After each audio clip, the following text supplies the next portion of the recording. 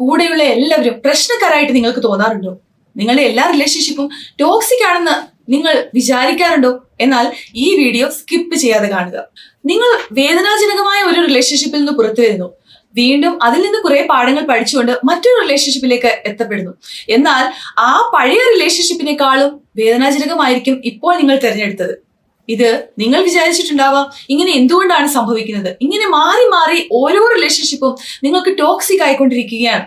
നിങ്ങൾക്കറിയില്ല എന്തുകൊണ്ടാണ് ഇങ്ങനെ സംഭവിക്കുന്നത്. ഇത് നിങ്ങളുടെ മിസ്റ്റേക്ക് ആണോ? മറ്റുള്ളവർ നിങ്ങളെ ചിലപ്പോൾ പരിഹസിക്കുന്നുണ്ടാവാം. നിങ്ങളുടെ എല്ലാ റിലേഷൻഷിപ്പും എന്തുകൊണ്ടാണ് എന്ന് ഓർത്ത് നിങ്ങളും വേദനപ്പെടുന്നുണ്ടാവാം. ഇത് നിങ്ങളുടെ മിസ്റ്റേക്ക് അല്ല, ഇത് നിങ്ങളുടെ സബ് കോൺഷ്യസ് മൈൻഡിന്റെ ഒരു പാറ്റേൺ ആണ്. അതിൽ നിന്നും നിങ്ങൾ ഹീൽ ചെയ്തുകൊണ്ട് ആ പാറ്റേണിനെ റിലീസ് ചെയ്തുകൊണ്ട് നിങ്ങൾ വരാത്തിടത്തോളം കാലം ഇങ്ങനെയുള്ള റിലേഷൻഷിപ്പിൽ നിങ്ങൾ അകപ്പെട്ടുകൊണ്ടേയിരിക്കും. നിങ്ങൾക്കറിയാമോ എന്തുകൊണ്ടാണ് ഇങ്ങനെ വേദനാജനകമായ റിലേഷൻഷിപ്പ് നിങ്ങളുടെ ജീവിതത്തിൽ വീണ്ടും റിപ്പീറ്റഡ് ആയിട്ട് വരുന്നതെന്ന്? അതായത് നിങ്ങളുടെ ബാല്യകാലത്ത് നിങ്ങൾക്കുണ്ടായ പല എക്സ്പീരിയൻസുകൾ അല്ലെങ്കിൽ പല വിശ്വാസങ്ങൾ അത് നിങ്ങളുടെ റിലേഷൻഷിപ്പിനെ കാര്യമായിട്ട് ബാധിക്കുന്നു. ഇത് സബ് കോൺഷ്യസ് മൈൻഡിൽ ഒരു പാറ്റേൺ പോലെ കിടക്കുകയാണ്.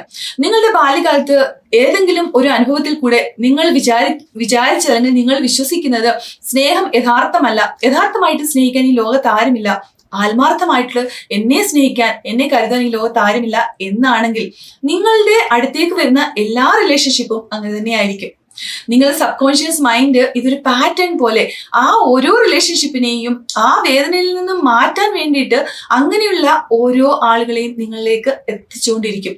എന്നാൽ നിങ്ങൾ ആ വേദനയെ സുഖപ്പെടുത്തുവാനാണ് ശ്രമിക്കുന്നതെങ്കിൽ ആ വേദനയിൽ നിന്നും മറ്റൊരു ടോക്സിക് ആയിട്ടുള്ള റിലേഷൻഷിപ്പിലേക്ക് നിങ്ങൾ എത്തപ്പെടുകയാണ് ചെയ്യുന്നത്. ഇതിന് സൈക്കോളജിയിൽ റെപ്പിറ്റീവ് കമ്പൽഷൻ എന്ന് പറയും. അതായത് സെയിം പാറ്റേൺ നിങ്ങളുടെ മനസ്സ് തിരിഞ്ഞുകൊണ്ടേയിരിക്കും. അതായത് നിങ്ങളുടെ ഇന്നർ ചൈൽഡ് അല്ലെങ്കിൽ നിങ്ങളുടെ ഇന്നർ സെൽഫിൽ കിടക്കുന്ന ആ വേദനാജനകമായ കാര്യങ്ങൾ ഇപ്പോഴും റിപ്പീറ്റ് ചെയ്തുകൊണ്ടിരിക്കുകയാണ്. അത് ഹീൽ ചെയ്ത് അതിനെ റിലീസ് ചെയ്യാത്തിടത്തോളം കാലം നിങ്ങൾക്ക് ഇതിൽ നിന്നും ഒരു പൂർണ്ണമായിട്ടും മോചനം ഉണ്ടാവുകയില്ല.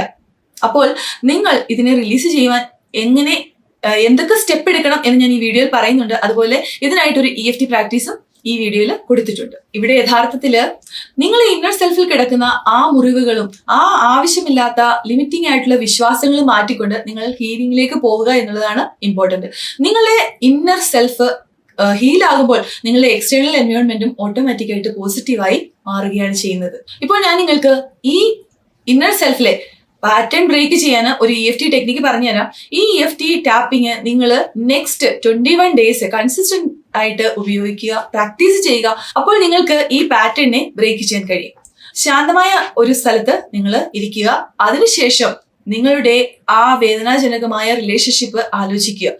അത് എത്രത്തോളം നിങ്ങളുടെ മനസ്സിനെ സ്വാധീനിക്കുന്നു, അത് എത്രമാത്രം വേദന നിങ്ങൾക്ക് കൊടുക്കുന്നു, അതിന്റെ ആ ഇന്റൻസിറ്റി ഒന്ന് മനസ്സിലാക്കുക. അതായത് 1 to 10 എന്ന സ്കെയിൽ നിങ്ങൾക്ക് തന്നാൽ നിങ്ങളുടെ ആ ഒരു ആഴം, അതിന്റെ ഇന്റൻസിറ്റി എത്രമാത്രം ഉണ്ട് എന്ന് നോക്കുക. 10 എന്ന് പറയുന്നത് മാക്സിമം, 1 എന്ന് പറയുന്നത് മിനിമം ആണ്. അതിന് നമ്മൾ സുഡ് ലെവൽ എന്ന് പറയും. അപ്പോൾ ഈ സുഡ് ലെവൽ എത്രയാണ് എന്ന് മനസ്സിലാക്കി അത് നോട്ട് ചെയ്യുക.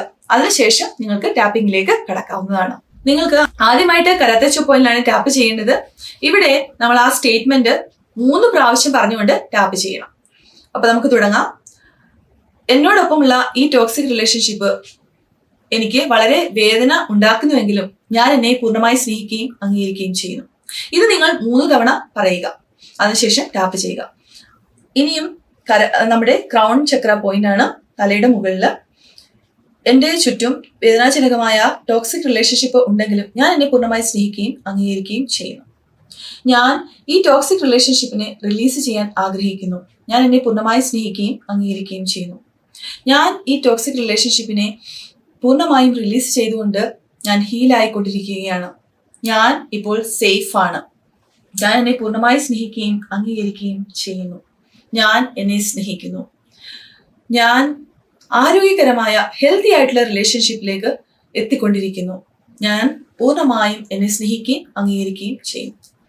ഇതിനുശേഷം നിങ്ങൾ കൈകൾ ഇങ്ങനെ വെച്ചുകൊണ്ട് 3 തവണ ശ്വാസം ഉള്ളിലേക്കെടുത്ത് ശ്വാസം വെളിയിലേക്ക് വിടാം.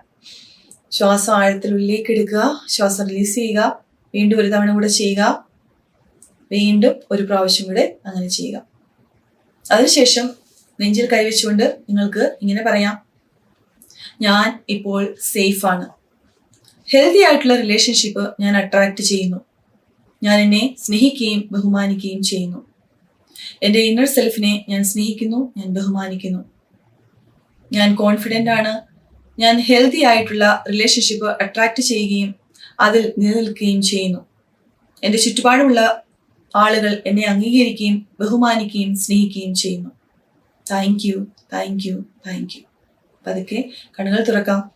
ഇപ്പോൾ നിങ്ങൾക്കുണ്ടായ ആ ഒരു ഡിഫറൻസ്, അതായത് നിങ്ങൾക്ക് തീർച്ചയായിട്ടും ആ ഇന്റൻസിറ്റി മാറിയിരിക്കും. നമ്മൾ ആദ്യം ആ വേദനയുടെ ആഴം, ആ ഇന്റൻസിറ്റി മനസ്സിലാക്കിയിരുന്നു. അതിപ്പോൾ 8 or 9 ആയിരുന്നു ആദ്യം ഈ EFT പ്രാക്ടീസ് ചെയ്യുന്നതിന് മുമ്പേ എങ്കിൽ ഇപ്പോൾ നിങ്ങൾക്കുള്ള ആ ഇന്റൻസിറ്റി എത്രയാണ് എന്ന് കമന്റ് ബോക്സിൽ എഴുതുക. വീണ്ടും നിങ്ങൾ ഇത് കണ്ടിന്യൂ ആയിട്ട് പ്രാക്ടീസ് ചെയ്യുക. ആഫ്റ്റർ 21 days നിങ്ങൾ കമന്റ് ബോക്സിൽ നിങ്ങൾക്കുണ്ടായ മാറ്റങ്ങൾ ഷെയർ ചെയ്യുക. അപ്പോൾ വീഡിയോ മറ്റുള്ളവർക്കായിട്ട് ഷെയർ ചെയ്യുകയും ചാനൽ നിങ്ങൾ സബ്സ്ക്രൈബ് ചെയ്തിട്ടില്ലെങ്കിൽ സബ്സ്ക്രൈബ് ചെയ്യുകയും ചെയ്യുക.